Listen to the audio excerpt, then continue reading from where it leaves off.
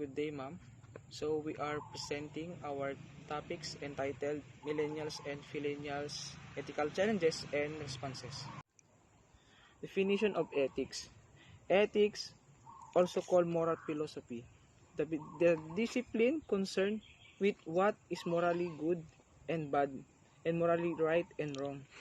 The term is also applied to any system or theory of moral values or principles. What is religion? The belief in a worship of a superhuman controlling power, especially a personal god or gods. In other words, religion means that you are faithful in what you believe in. So, what are the difference between religion and ethics? Religion and ethics are treated as the same thing, with various religions making claims about their belief.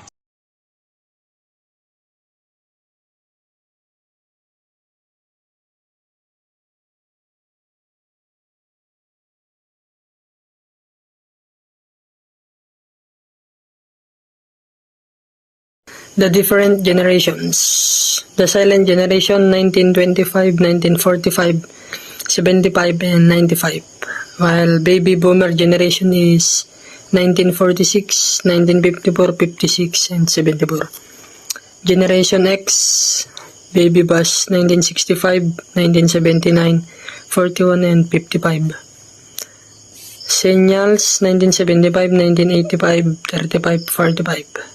Millennials, Generation Y, Gen X, 1980, 1994, 26, 40.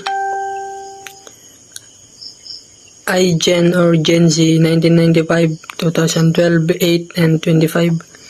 Gen Alpha, 2013, 2025, 1 and 7. Three separate effects on what there's a difference in attitudes between generations.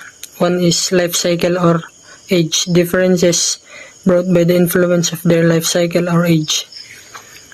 Period, event, situations, and broader social forces affecting everyone. And last is cohort, a group of individuals having shared experiences growing up which influence and develop their attitudes or behaviors. Baby Boomer 1944 to 1964. Baby boomers are the first generation to actively declare a higher priority for work over personal life. They generally distrust authority and large systems. Their values were shaped primarily by a rise in civil rights activism, Vietnam, and inflation.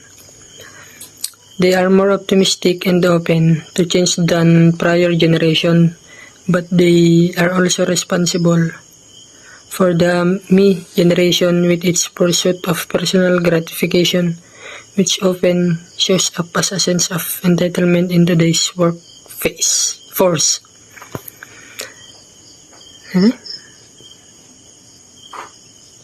These differences stem from the fact that the unique history and economic, political, and social conditions in the Philippines shape the millennials.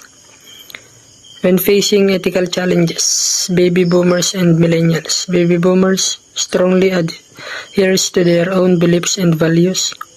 When I was your age statement, follow through on what their religion stands on the tradition. Obey the authority. Millennials is open-minded and accepting, thinking out of the box. Multi-view, takes on the internet to express their sentiments, loves freedom, interested and cares about what is happening in the community. Millennials or Generation 1980-1994. This group is the first global-centric generation having come of age during the rapid growth of the internet and an increase in global terrorism. They are among the most resilient in navigating change while deepening their appreciation for diversity and inclusion. With significant gains in technology and an increase in educational programming during the 1990s, the millennials are also the most educated generation of workers today. A major influence from boomer parents is their willingness to work hard and set goals to achieve the lifestyle they want. They also share many of the common values of patriotism and family from the silent era. At times, they can appear more demanding than previous generations.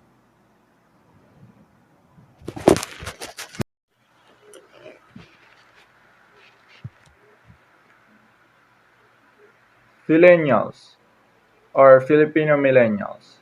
Another spelling variation Millennials. They are described as the selfie generation and followers of social media. The social media opened their eyes that traditional media such as TV, movies, radio, and print are no longer the source of information. Millennials are usually spendthrifts. It must be noted thought that there are also good attitudes, which millennials possess. Among them are their politically and social astuteness. Compared to other generations, millennials have their say about issues and are more involved with politics and are not squeamish about revealing their opinions. The difference of millennials from millennials. According to the survey of a global study called The Truth About the Youth, Filipino millennials differ from other countries. Millennials, when it comes to closeness to family, activeness on social media, and perception on social responsibilities. First issue, same-sex marriage. Baby boomers taken an opposition view of this issue. They don't support this because, for them, marriage is between a man and a woman. Supporting it will destroy the sanity of marriage and a break of tradition. On the other hand, millennials take an agreeable approach of this issue. They support it as to that everyone, regardless of gender, must have the right of marriage. And the millennials, tradition and upbringing may cause of a different stance of this issue. Second issue, premarital sex. Baby boomers and millennials have engaged in premarital sex, but it's the millennials who are more accepting of it than baby boomers. According to 2015 survey on sexual behaviors in America in 1970s, 29% said nothing is wrong with it at all. It increased to 42% by 1980s and 49% by 2000 and 58% between 2010 and 2012.